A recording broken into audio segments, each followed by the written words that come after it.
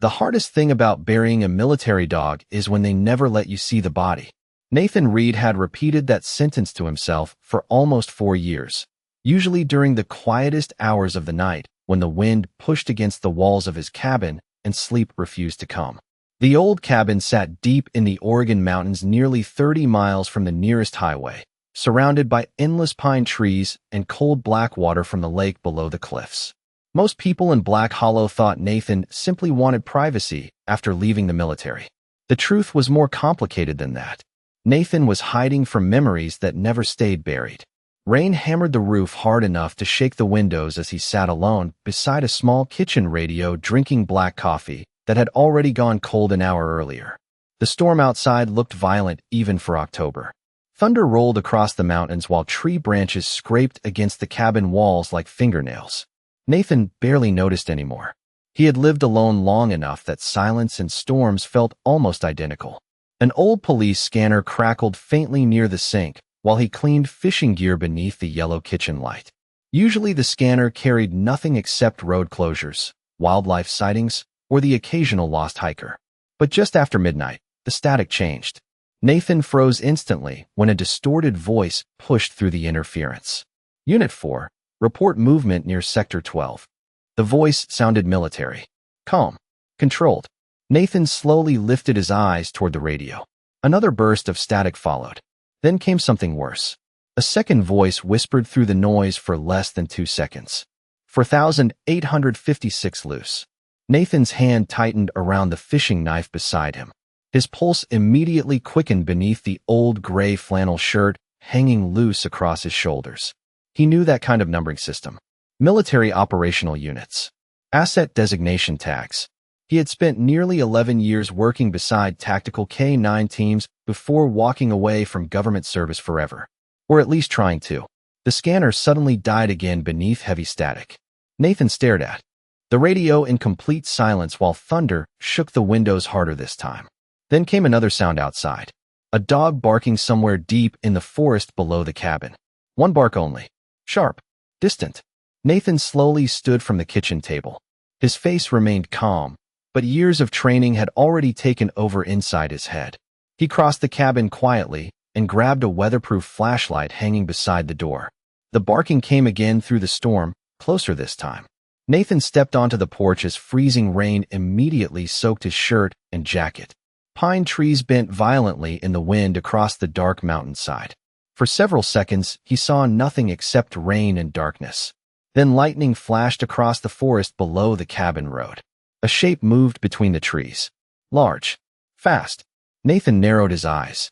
Another flash of lightning illuminated the figure again for half a second near the edge of the muddy road. A German shepherd. The dog looked exhausted and injured, sprinting unevenly through the rain with something metallic hanging from its neck. Then bright headlights suddenly appeared farther down the mountain road behind it. Black SUVs climbing through the storm. Nathan's stomach tightened instantly. The German shepherd stopped near the edge of the trees and slowly lifted its head toward the cabin porch. Even through the rain and darkness, Nathan felt the breath leave his lungs. He recognized those eyes immediately. The German shepherd stood motionless at the edge of the trees while rain poured from its black and tan fur in heavy streams. Nathan felt his chest tighten so hard it almost hurt to breathe. For years earlier, military officials told him his K-9 partner died during a classified operation near the Arizona border. Closed casket. Restricted details. No remains released. Nathan remembered every word because he stopped believing them the moment he heard them. Now those same eyes stared at him through the storm from less than 50 feet away. Older. Tired. But unmistakable. The dog took one slow step forward onto the muddy road. A metal tag hanging from its collar reflected briefly under the lightning. Unit 4,856. Nathan swallowed. Hard. No, he whispered under his breath. The German shepherd's ears twitched slightly at the sound of his voice. Then headlights flashed brighter through the trees farther down the mountain road. Engines. Multiple vehicles climbing toward the cabin. Nathan immediately shifted back into instinctive tactical awareness. He glanced toward the approaching lights, then back toward the dog.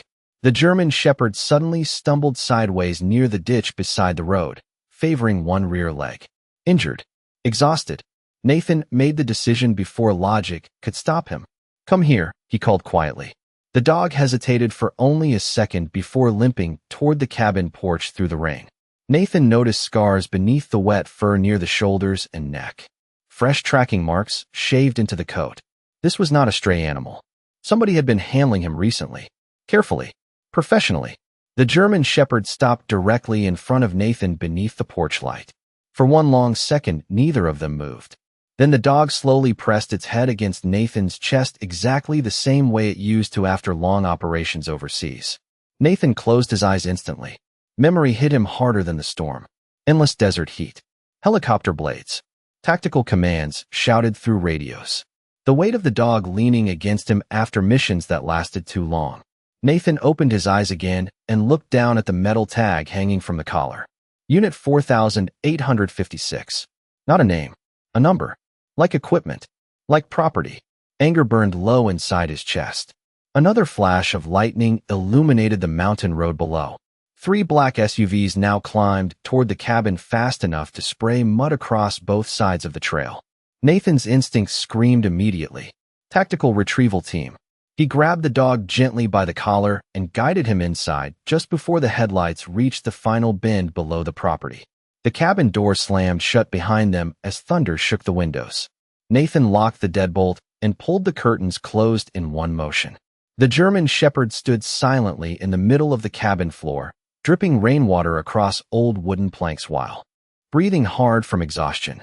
Nathan grabbed towels and medical supplies from the bathroom closet without thinking. Years disappeared inside his muscles automatically. He knelt carefully beside the dog and began checking injuries beneath the wet fur. Bruising along the ribs. Deep abrasions near the legs. Small puncture scars near the shoulder blade. Nathan froze when his fingers brushed something hard beneath the skin near the neck. A small implanted tracking chip. "What did they do to you?" he muttered quietly.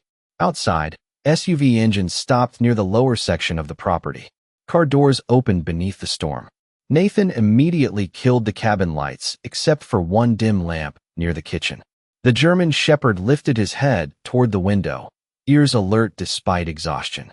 Nathan moved beside him silently and looked through a narrow gap in the curtain. Dark figures stepped out of the vehicles wearing rainproof tactical gear. One man pointed directly toward Nathan's cabin. Then Nathan heard the faint crackle of a radio drifting upward through the rain. "Recover Unit 4856 before daylight."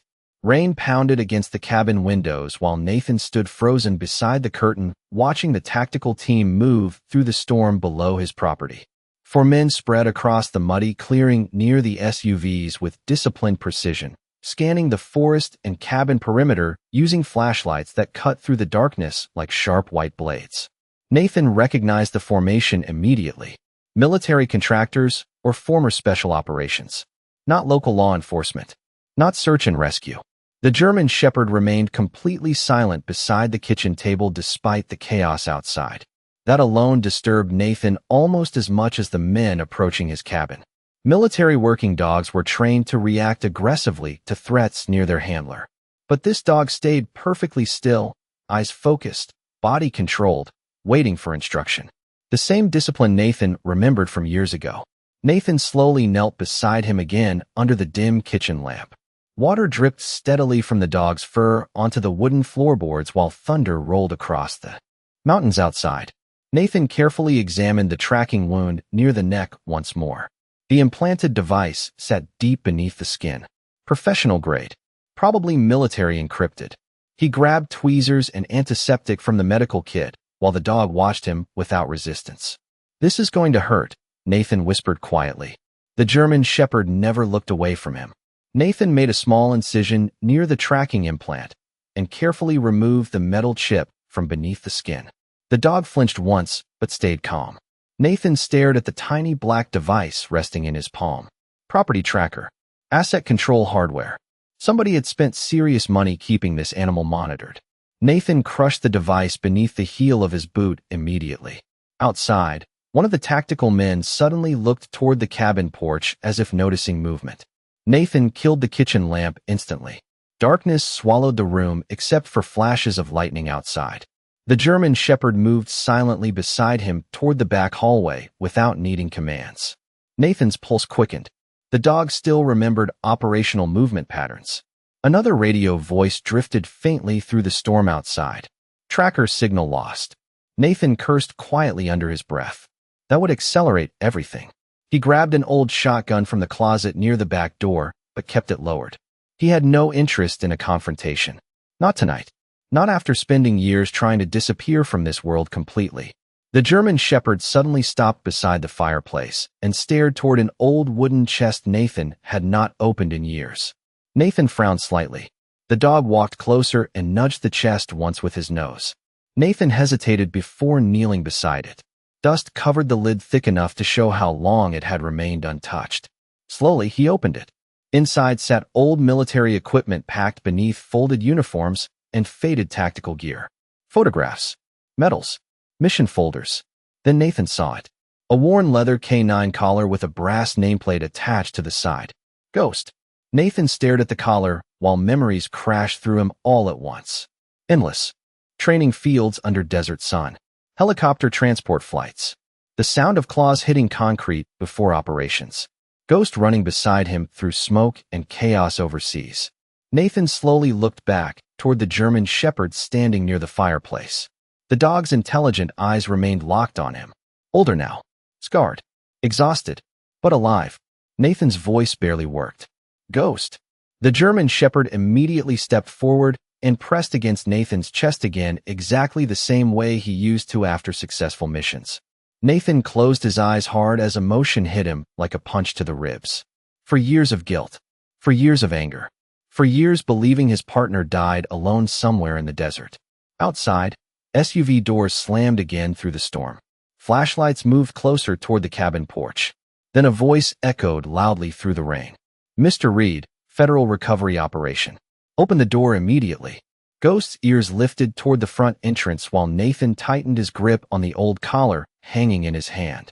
The pounding on the cabin door came 3 times through the storm, hard enough to shake the old wooden frame.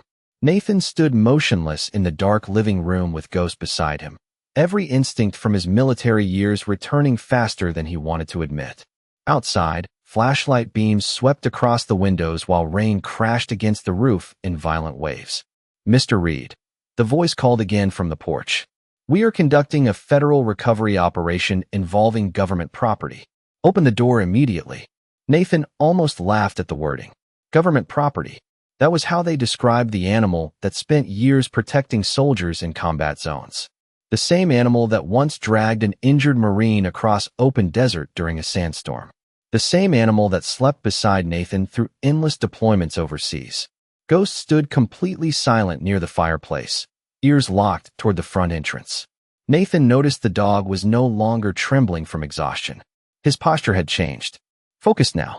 Operational. Nathan slowly reached for the old leather collar, still hanging from his hand, and carefully removed the metal tag labeled Unit 4856 from the tactical collar around Ghost's neck. The number clinked softly onto the kitchen table beneath a flash of lightning. Then Nathan slipped the old leather collar back around the dog's neck, where it belonged. Ghost remained perfectly still through the entire moment. Nathan's throat tightened unexpectedly. You should have never been a number, he whispered. Another pounding knock echoed through the cabin. This time the voice outside sounded colder. Final warning, Mr. Reed. Nathan glanced toward the back hallway leading to an old storm cellar exit behind the cabin.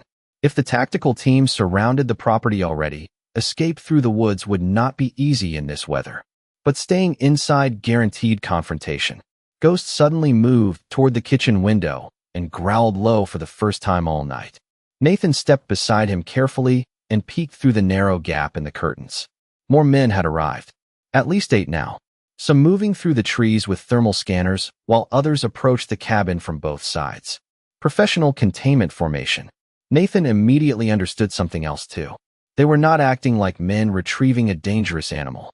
They were acting like men protecting classified information.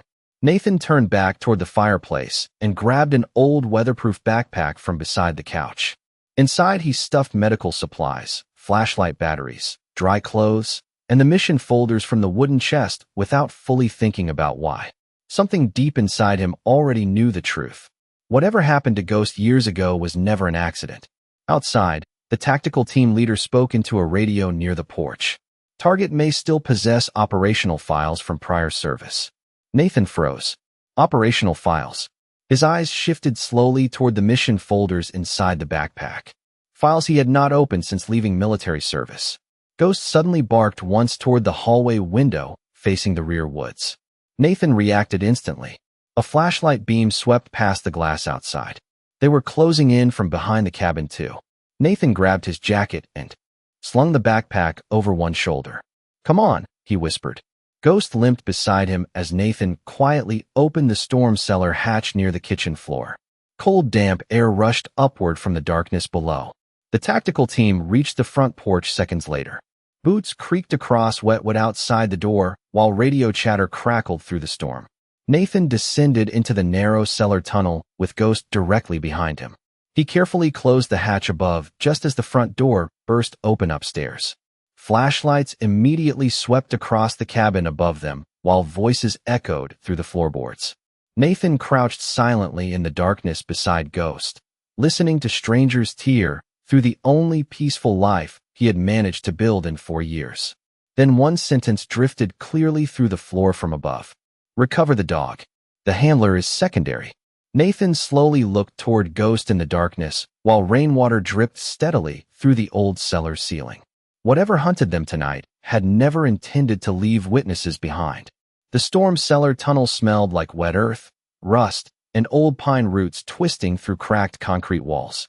Nathan moved carefully through the narrow darkness with a flashlight clenched low near his chest, while Ghost followed directly beside him despite the limp slowing his pace. Above them, muffled footsteps echoed through the cabin floorboards along with drawers slamming open and men shouting short tactical commands.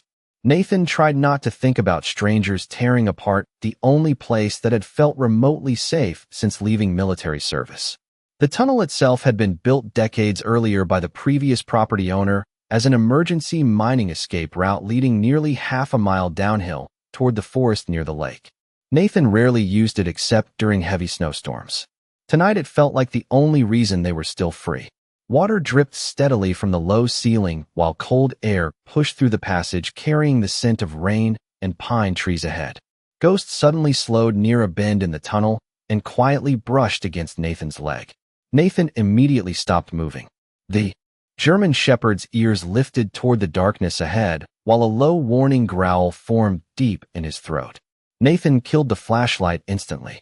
Silence swallowed the tunnel except for distant thunder above the mountains. Then Nathan heard it too. Voices. Faint but real. Somewhere near the tunnel exit outside. Check the tree line. Thermal sweep near the ridge. Nathan's stomach tightened. They already knew about the escape route. Ghost looked up toward Nathan, waiting calmly for direction the same way he used to before dangerous operations overseas. Nathan crouched beside him in the darkness and rested one hand gently against the dog's neck. The old leather collar still felt strange beneath his fingers after years of believing it would never matter again. "How long were they keeping you alive?" Nathan whispered quietly. Ghost stared back with tired but focused eyes. Nathan noticed something else beneath the mud and wet fur now that the lighting was closer. Faded letters shaved carefully into the coat near Ghost's shoulder. U-48. Identification markings. Asset coding. Nathan felt anger rise inside him again. Not because they used military dogs. Nathan understood operational necessity better than most people ever would. What angered him was the way they erased identity completely. No name. No loyalty. No bond. Just numbers attached to breathing animals who spent years protecting human lives. A sudden memory hit Nathan hard enough to stop his breathing for a second. Arizona desert. For years earlier. Smoke rolling across canyon walls after a failed operation. Radio communications collapsing into static. Nathan screaming Ghost's name through the dust storm while military command ordered immediate extraction. They told him the dog never made it out. They lied. The realization settled heavily into Nathan's chest as thunder rumbled overhead. Ghost had not died during that mission. Somebody had taken him, reclassified him, turned him into something else. Nathan slowly removed one of the old mission folders from his backpack and opened it beneath the faint emergency flashlight glow. Most pages contained operational summaries and deployment records, but one folded document slipped loose near the bottom. Nathan unfolded it carefully. His pulse immediately quickened. Experimental K-9 Response Program. Below the title sat a list of military K-9 designations, including one number Nathan recognized instantly. 4856. Nathan scanned the page rapidly while rainwater dripped from his sleeves onto the paper. Behavioral enhancement trials. Neural response conditioning. Asset retention authorization. Half the terminology sounded more like laboratory testing than tactical training. Then Nathan saw a final authorization signature near the bottom of the page. Colonel Marcus Vale. Nathan stared silently at the name while old memories surfaced again. Vale had overseen multiple classified overseas operations years earlier. Cold, brilliant, completely loyal to command structure above human emotion. Or canine emotion. Ghost suddenly growled again toward the tunnel exit. This time closer voices echoed from outside only yards away. Flashlights swept across the rain near the tunnel opening ahead. Nathan folded the document quickly and slid it back into the backpack while tightening his grip on the flashlight. Then a calm voice drifted through the storm outside the tunnel entrance. Nathan Reed, the man called. Colonel Vale would like his dog returned. The voice outside the tunnel sounded calm enough to make Nathan even more uneasy. Rain hammered the forest overhead, while flashlight beams swept across the narrow tunnel entrance only 20 feet ahead. Ghost stood perfectly still beside men standing near the opening beneath heavy rain. Dark tactical jackets. Thermal optics mounted beside their flashlights. One held a radio near his chest while the other scanned the tree line methodically. Professionals. You have no legal reason to be here. Nathan shouted back through the tunnel without revealing his position. That animal belongs to the United States government, the man replied instantly. Nathan glanced down at Ghost beside him. Mud covered the dog's paws and dried blood stained parts of his fur beneath the old leather collar. Government property. Nathan felt anger tighten inside his chest again. He has a name, Nathan answered coldly. Silence followed for several seconds outside. Then the man spoke again, slightly less patient this time. Nathan, listen carefully. You are interfering with a classified recovery operation. Walk away now, and this ends peacefully. Ghost suddenly growled low beside Nathan while staring deeper into the forest beyond the tunnel entrance. Nathan trusted that reaction immediately. Someone else was moving nearby. More agents repositioning through the trees. They were surrounding the entire area slowly and carefully. Nathan's mind worked through options fast. Returning to the cabin was impossible. Heading deeper into the forest during the storm carried risks too, especially with Ghost injured. But staying trapped underground guaranteed eventual capture. Nathan leaned close to Ghost's ear instinctively. Stay beside me, he whispered. The German shepherd's eyes never left the tunnel exit. Nathan grabbed a loose stone from the ground and quietly tossed it deeper into the woods beyond the entrance. The rock crashed loudly through wet branches 50 yards away. Instantly, multiple flashlight beams shifted toward the sound, while voices barked short commands through radios. Nathan moved immediately. He sprinted low through the tunnel opening with Ghost beside him as rain exploded across both of them beneath the storm. Mud slid beneath Nathan's boots while cold wind tore through the pine trees around the mountain ridge. Behind them, shouting erupted as agents realized the distraction too late. Nathan and Ghost disappeared. Downhill into the forest darkness between dense trees and thick underbrush.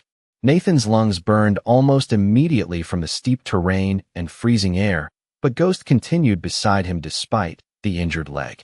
Every few seconds lightning illuminated the forest in sharp white flashes, revealing endless walls of pine trunks and rain pouring through branches overhead. Nathan finally slowed near an abandoned ranger station hidden beside the lake nearly half a mile from the cabin. The old wooden structure looked barely standing after years of neglect, but it offered temporary cover from the storm. Nathan pushed open the warped door carefully and stepped inside with Ghost close behind.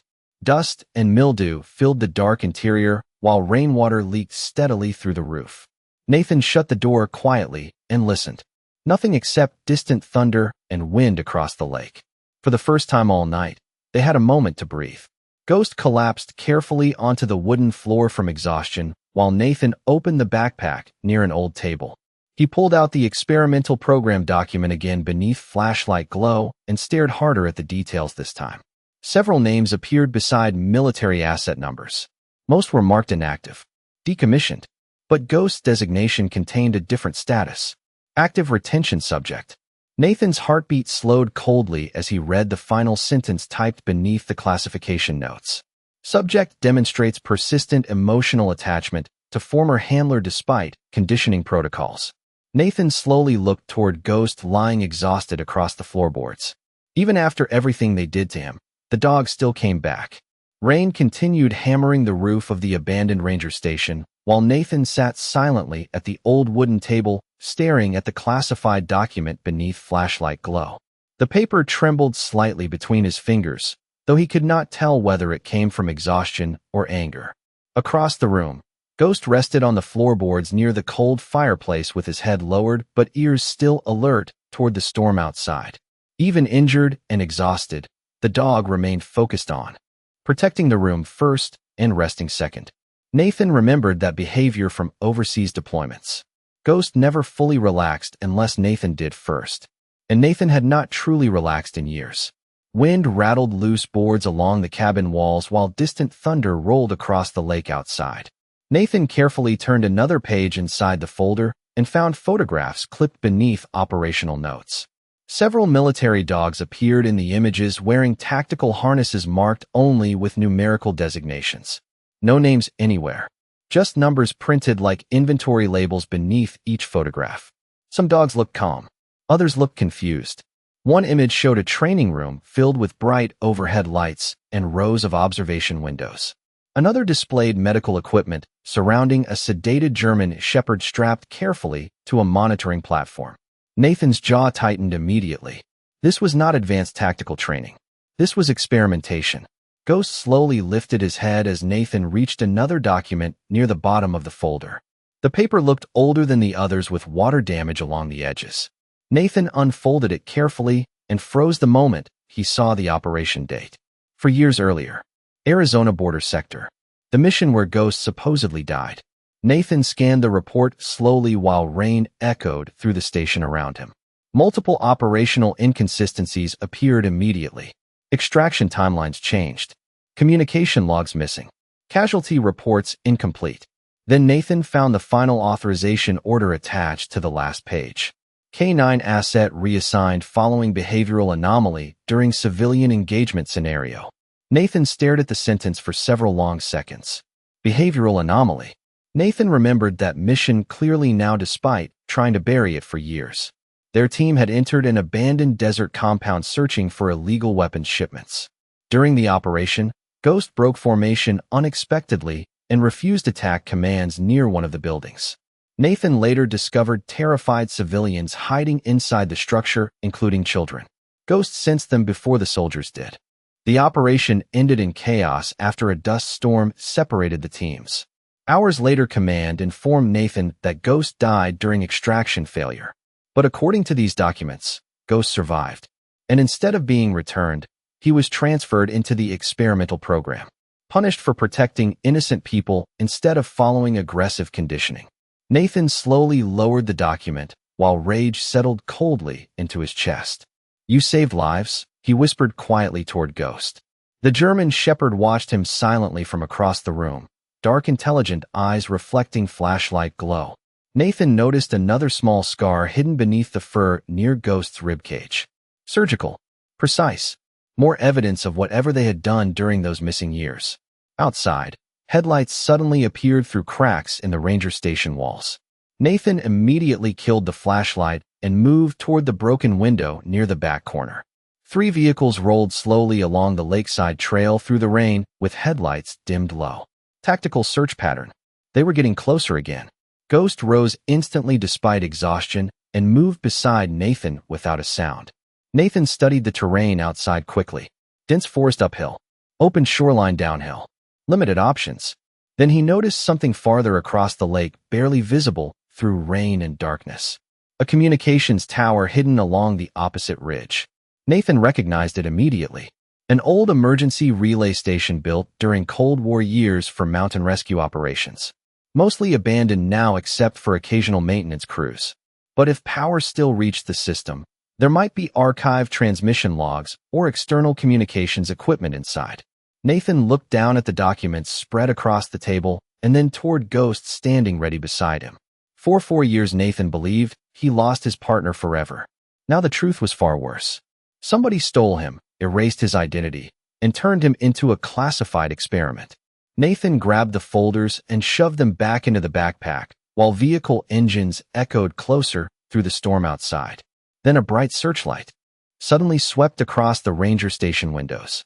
Ghost lowered himself immediately into defensive posture while Nathan heard radio chatter drifting clearly through the rain.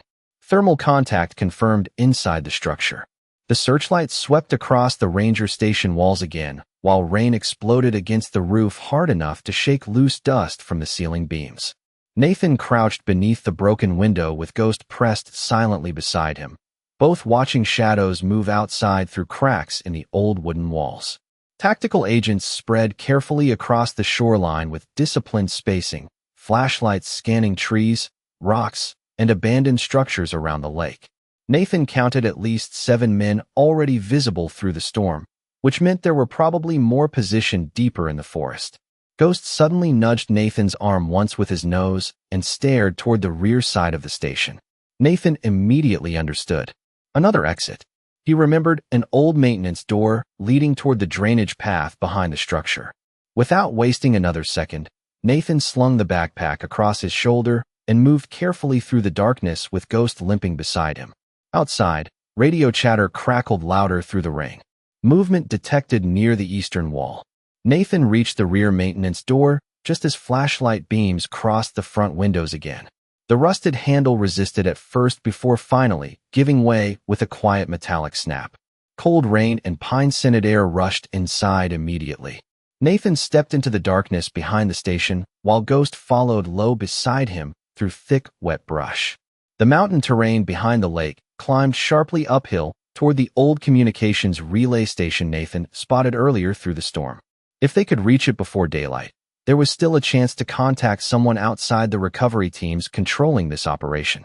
But Nathan understood the problem too. He no longer knew who could actually be trusted. For years ago, he trusted military command when they told him Ghost died during extraction.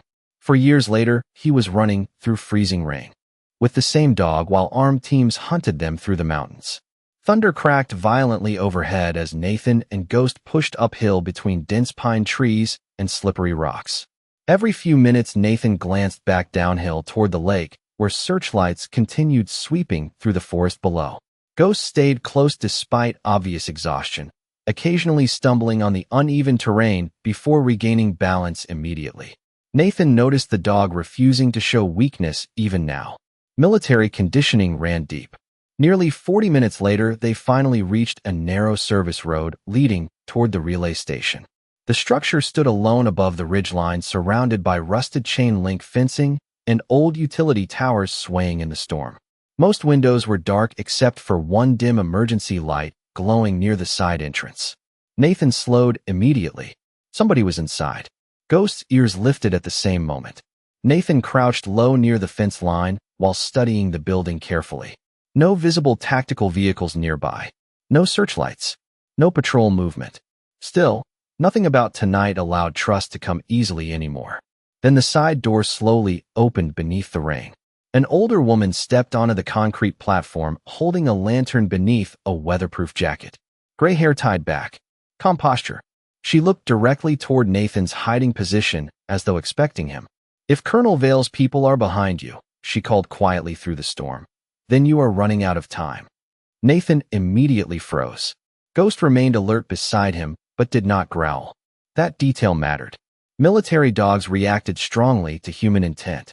Ghost sensed danger quickly, but now he simply watched the woman carefully without aggression. Nathan stepped partially from behind the fence while keeping distance. "Who are you?" he asked. The woman studied Ghost beneath the rain for several long seconds. Nathan noticed genuine sadness cross her face the moment she saw the old leather collar around his neck. "My name is Dr. Evelyn Mercer," she answered quietly. and I helped create the program that destroyed his life. Wind pushed rain across the ridgeline, while thunder rolled low through the mountains around them. Nathan felt Ghost shift slightly closer against his leg as the woman slowly opened the station door wider. "Get inside before Vale's recovery teams reach the ridge," she said. "Because once he realizes Ghost remembers you completely, he will never stop hunting both of you." The inside of the relay station smelled like dust, old electronics, and burnt coffee left sitting too long on a heating plate. Emergency lights flickered softly along narrow concrete walls while rain battered the tower windows high above the mountain ridge. Nathan stood near the entrance, dripping water across the floor with Ghost beside him, both watching Dr. Evelyn Mercer carefully as she locked the steel door behind them. The older woman moved with the calm precision of someone who spent years inside classified environments where panic only made situations worse. Ghost never took his eyes off her. Nathan noticed that too. The dog recognized her scent, maybe even remembered her. Dr. Mercer removed her wet jacket slowly and hung it beside an old communications console filled with blinking equipment. "You should not have come back to him," she said quietly while looking toward Ghost. Nathan's jaw tightened immediately. "I did not know he was alive." Dr. Mercer nodded once with visible regret. "That is because Colonel Vale made sure nobody knew." Lightning flashed outside the tower windows while Nathan set the soaked backpack onto a nearby table. "Start talking," he said firmly. "What exactly was done to him?" For several seconds, Dr. Mercer remained silent, almost as though deciding how much truth Nathan deserved. Then she finally walked toward a metal filing cabinet near the far wall and removed a thick classified folder stamped with faded military markings. She placed it carefully onto the table beside Nathan. "Unit Retention Program." Nathan stared at the label while Ghost slowly rested near the heater vent along the wall, exhaustion finally beginning to overpower adrenaline. Dr. Mercer opened the folder and revealed rows of photographs, behavioral charts, neurological scans, and operational notes covering years of hidden experimentation. "After your Arizona operation," she began quietly, "Ghost became an anomaly inside the system. He ignored direct aggression commands in order to protect civilians. Colonel Vale considered that emotional attachment a weakness. Nathan felt anger building again, but forced himself to stay focused. So they turned him into an experiment?" Dr. Mercer lowered her eyes briefly. "The program was originally presented as advanced rehabilitation for military working dogs suffering operational stress. Improved recovery methods, cognitive stabilization, emotional resilience. At least that was what they told us in the beginning." Nathan scanned another photograph showing Ghost restrained beside medical monitoring equipment. His stomach tightened immediately. And later, Dr. Mercer's voice became softer. Later it became something else.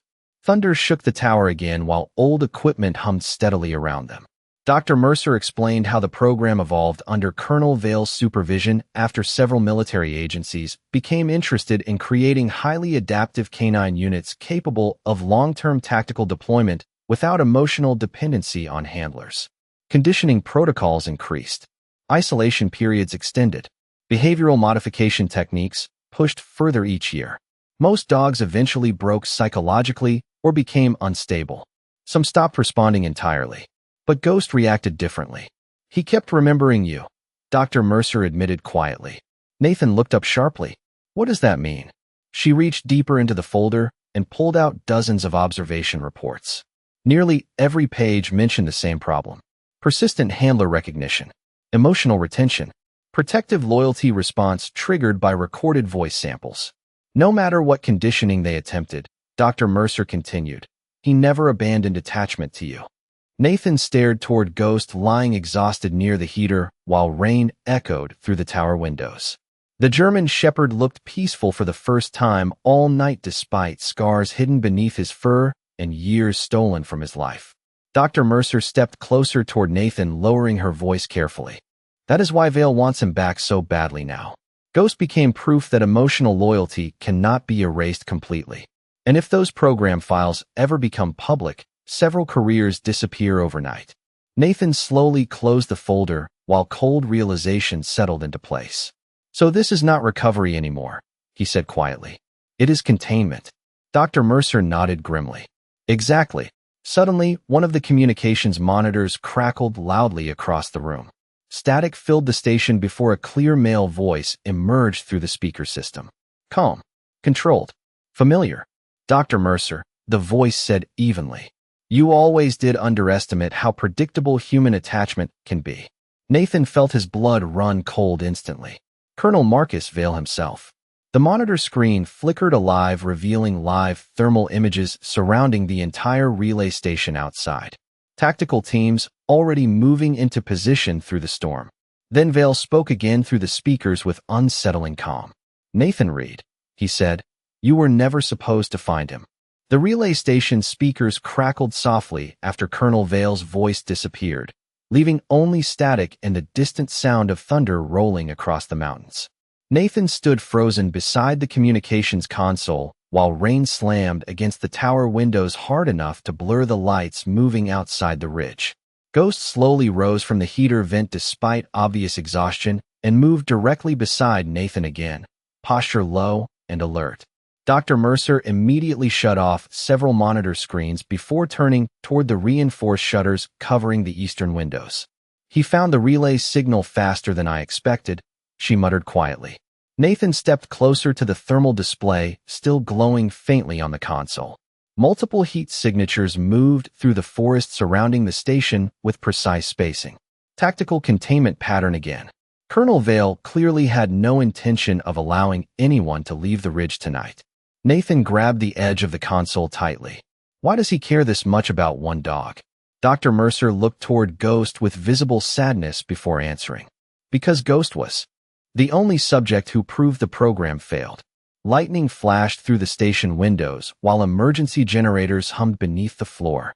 Dr. Mercer opened another secure drawer near the communications desk and removed a small data drive sealed inside a weatherproof case. Everything connected to the program is stored here, she explained. Training logs, conditioning reports, internal authorizations, medical records. If this information reaches the public, the operation ends permanently. Nathan accepted the drive slowly while Ghost remained pressed against his leg. Then why keep it? Nathan asked. Dr. Mercer hesitated before answering. Because I spent years convincing myself I was helping military working dogs recover from trauma. By the time I understood what Vale truly intended, it was already too late. Outside, bright floodlights suddenly illuminated the forest surrounding the tower. Nathan immediately moved toward the narrow observation slit beside the door. Several black vehicles climbed the service road toward the station while armed personnel spread outward through the rain below. Then one final vehicle stopped directly beneath the tower entrance. The driver door opened slowly. Colonel Marcus Vale stepped into the storm wearing a dark overcoat untouched by panic despite the chaos surrounding the ridge. Even from a distance, Nathan recognized him instantly. Same controlled posture. Same cold composure. Vale looked up toward the relay station windows calmly while rain poured around him. He came personally, Nathan said quietly. Dr. Mercer's expression darkened. That means he is desperate. The tower speakers activated again seconds later. Nathan, Vale's voice echoed evenly through the station. You already know how this ends. The animal cannot survive outside containment much longer. Ghost growled softly beneath the sound of the speakers. Nathan glanced down toward the scars hidden beneath the dog's fur and suddenly realized something else. Ghost had not escaped accidentally. He had been running, trying to return, trying to find Nathan before the conditioning damage became permanent. Nathan felt anger shift into something colder now. Determination. You spent 4 years turning him into a weapon, Nathan said toward the speaker system. And he still remembered who he was. Silence followed briefly. Then Vale answered with unsettling calm. That attachment is exactly what makes him dangerous. Dr. Mercer suddenly moved toward a rear equipment room and pulled open a heavy metal cabinet hidden behind old radio parts. Inside sat a narrow maintenance passage descending beneath the tower foundation. There is an emergency cable tunnel leading downhill toward the river gorge, she said quickly. It was designed for utility crews decades ago. Vale probably does not know it still exists. Nathan looked between the tunnel entrance and the floodlights outside growing brighter through the storm. What about you? He asked. Dr. Mercer gave a faint, tired smile. I stayed silent for too many years already. Ghost suddenly barked sharply toward the tower entrance. Heavy footsteps echoed outside the steel door. They were already climbing the stairs. Nathan immediately secured the backpack and data drive while kneeling briefly beside Ghost. The German shepherd stared back with complete focus despite exhaustion and pain. Nathan rested one hand against the old leather collar. "We finished this together," he whispered quietly. Ghost pressed closer instantly as another loud impact shook the tower entrance above them. Metal groaned beneath pressure from outside, while emergency lights flickered red across the room. Dr. Mercer pointed urgently toward the maintenance tunnel descending into darkness below the station. Then Colonel Vale's voice echoed one final time through the failing speakers. "You can run from the program," he said calmly, "but you cannot outrun what we made him become." The first impact against the relay station door shook the entire tower, hard enough to rattle loose dust from the ceiling pipes. Red emergency lights flashed across the room, while warning alarms echoed through the narrow concrete corridors. Nathan grabbed the backpack tightly and followed Dr. Mercer toward the maintenance tunnel entrance with Ghost limping close beside him. Behind them, metal groaned loudly beneath pressure from the tactical team forcing entry upstairs. The maintenance passage descended sharply beneath the station through a narrow concrete shaft lined with old electrical cables and rusted service ladders. Water dripped steadily from overhead pipes while cold air rushed upward from deeper underground carrying the smell of wet stone and river water. Dr. Mercer sealed the heavy hatch behind them just as another violent crash echoed through the tower above. "This tunnel exits near the gorge 3 miles south," she whispered while leading them downward with a flashlight. "Once you reach the river trail, keep moving east until sunrise." Nathan followed closely while Ghost carefully navigated the slippery stairs despite exhaustion. "Come with us," Nathan said quietly. Dr. Mercer gave a tired smile without turning around. "Vale already knows I betrayed him. I only need enough time to slow him down." Nathan wanted to argue, but deep down he understood the truth. Some people stayed behind because they already carried too much guilt to run anymore. The tunnel eventually leveled into a long maintenance corridor carved through solid rock beneath the mountain. Old utility lights flickered weakly overhead every few yards while thunder echoed faintly through the stone around them. Ghost suddenly slowed and stopped walking near a rusted junction door along the wall. Nathan crouched beside him immediately. The German shepherd's breathing had become heavier during the descent. Nathan gently examined the injured leg beneath flashlight glow and noticed fresh blood soaking through the fur again from the long climb through the storm. "He needs rest," Nathan said quietly. Dr. Mercer knelt carefully beside Ghost and examined the injury with experienced hands. "The damage is old," she admitted softly. "Repeated operational stress without recovery time." Nathan felt anger return instantly. They kept deploying him injured? Dr. Mercer hesitated before answering.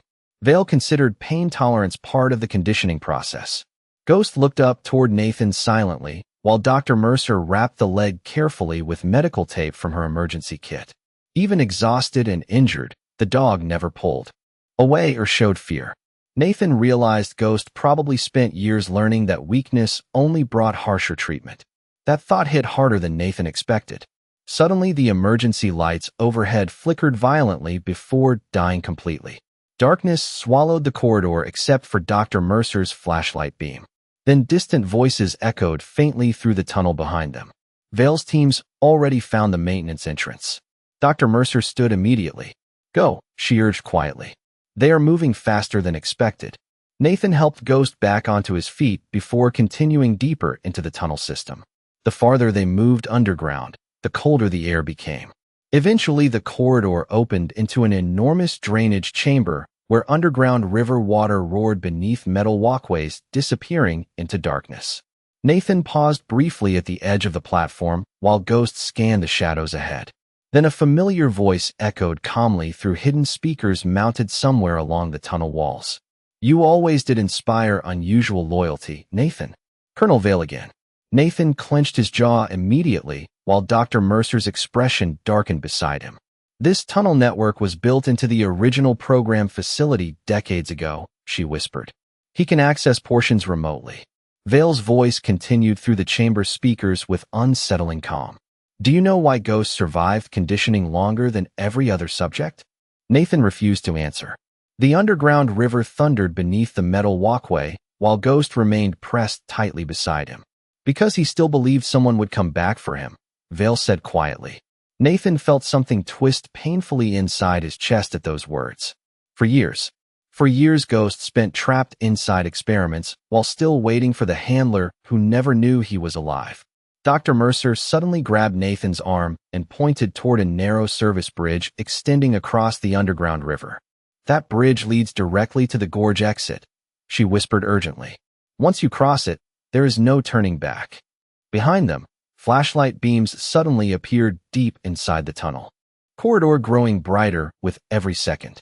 Tactical teams closing in fast. Nathan looked toward the narrow bridge disappearing into darkness ahead while Ghost stood beside him exhausted but ready. Then Colonel Vale's voice echoed one final time through the chamber. You can still hand him over peacefully, he said calmly.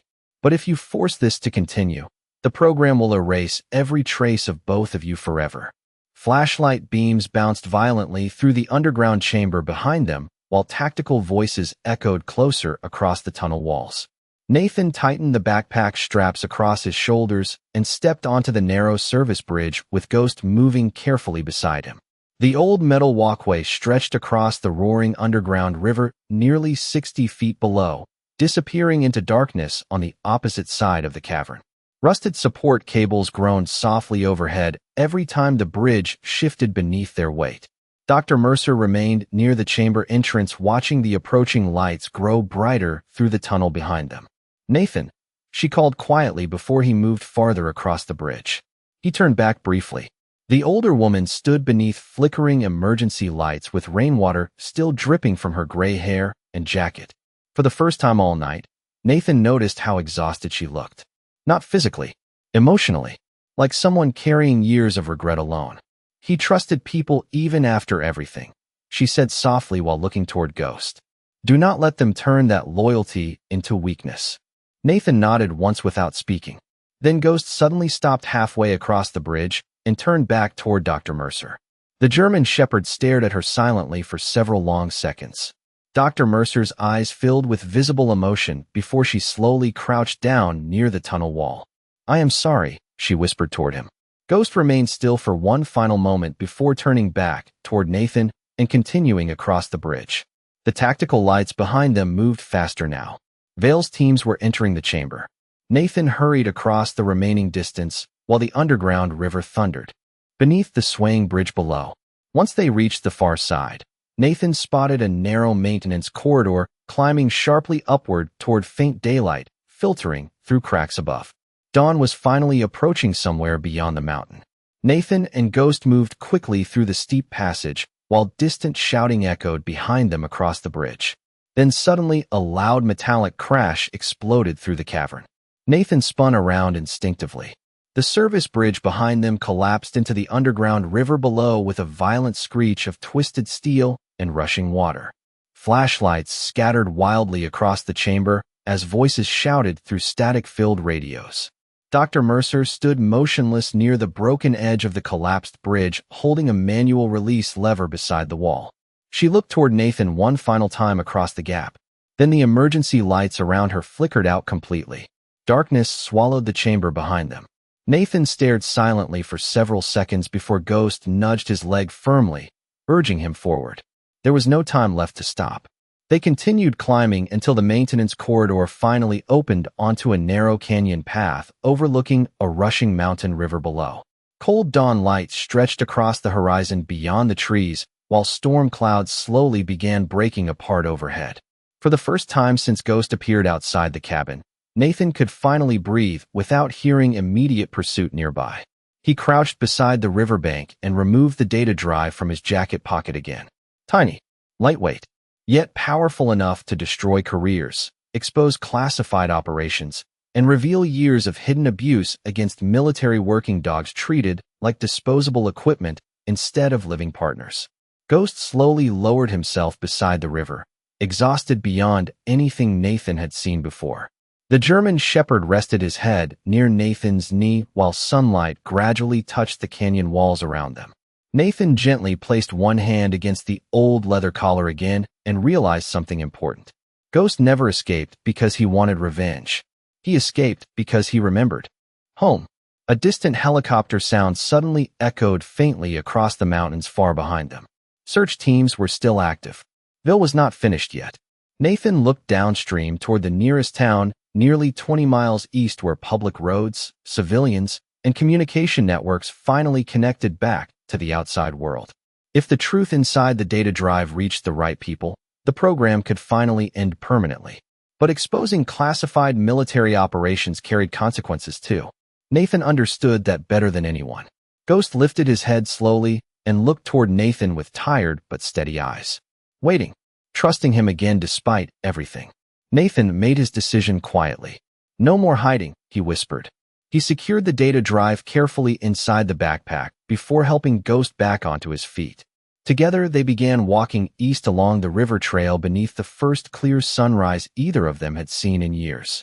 By late afternoon, the mountains finally disappeared behind them as Nathan and Ghost reached the edge of a small riverside town tucked between pine forests and old highways stretching east toward the city. The storm had passed completely now, leaving wet streets glowing beneath pale sunlight, while local traffic moved quietly through the ordinary rhythm of daily life. After everything hidden inside tunnels, military facilities, and classified operations, the sight of normal people carrying groceries and drinking coffee outside small diners felt almost unreal to Nathan. Ghost walked close beside him through the town sidewalk with exhaustion visible in every step. But the German shepherd still kept his attention focused on the surroundings the same way trained service dogs always did. Nathan stopped briefly outside a small veterinary clinic near the edge of town and studied the building carefully. No black vehicles nearby. No tactical teams. No surveillance he could immediately recognize. Still, years of military instinct refused to let him relax completely. Inside the clinic, an older veterinarian named Walter Hayes examined Ghost carefully beneath warm fluorescent lights, while Nathan remained near the doorway watching. Every movement. Dr. Hayes noticed the scars almost immediately. So did the young veterinary assistant standing nearby. But neither asked unnecessary questions. This dog has been through a lot, Dr. Hayes said quietly while adjusting the bandage around Ghost's injured leg. Nathan nodded once. More than he should have. Ghost stayed calm throughout the examination, though Nathan noticed how carefully the dog watched every hand reaching toward him. Conditioned caution. Learned survival. Dr. Hayes eventually stepped back with a tired sigh. He needs rest more than anything right now. Proper food. Clean water. Safety. The last word hit Nathan harder than expected. Safety. Something Ghost probably had not experienced in years. After leaving the clinic, Nathan rented a small roadside cabin outside town using cash from emergency savings he kept hidden long before this nightmare began. The cabin sat beside a quiet stretch of river surrounded by tall cedar trees and empty hiking trails. Simple, isolated, safe for the moment. That night, Nathan sat quietly on the cabin porch wrapped in a worn jacket, while Ghost slept near the doorway beneath a blanket for the first time since returning. Real sleep this time, not guarded exhaustion. Nathan removed the data drive from his pocket again and turned it slowly between his fingers while distant river water moved softly through the darkness nearby. Everything now depended on what happened next. Release the files publicly and powerful people would fall. Stay silent, and the program could continue somewhere else under another name. Nathan already knew his choice. The only question remaining was how much danger exposing the truth would bring afterward. A sudden vehicle approached slowly along the gravel road leading toward the cabin. Nathan immediately stood while Ghost lifted his head alert beside the doorway. But instead of tactical lights or black government vehicles, an old pickup truck rolled quietly to a stop near the porch. A young woman stepped out holding a sealed envelope. "Nathan Reed?" she asked cautiously. Nathan did not answer immediately. The woman slowly raised both hands. "Dr. Mercer sent me." Nathan's expression changed instantly. The woman handed him the envelope carefully before returning to the truck without another word. Inside the envelope, Nathan found a handwritten note beside several printed documents already prepared for public release. At the bottom of the note, Dr. Mercer had written only one sentence. He was never the weapon. He was the proof they failed. Nathan stared at the words silently while Ghost rested beside his boots beneath the porch light. The German shepherd looked older now in the quiet stillness without tactical gear, military commands, or cold laboratory walls surrounding him. Just a dog finally back beside the person he trusted most. Nathan reached down slowly and scratched behind Ghost's ears the same way he used to years ago, before deployments changed everything. Ghost closed his eyes briefly beneath the touch.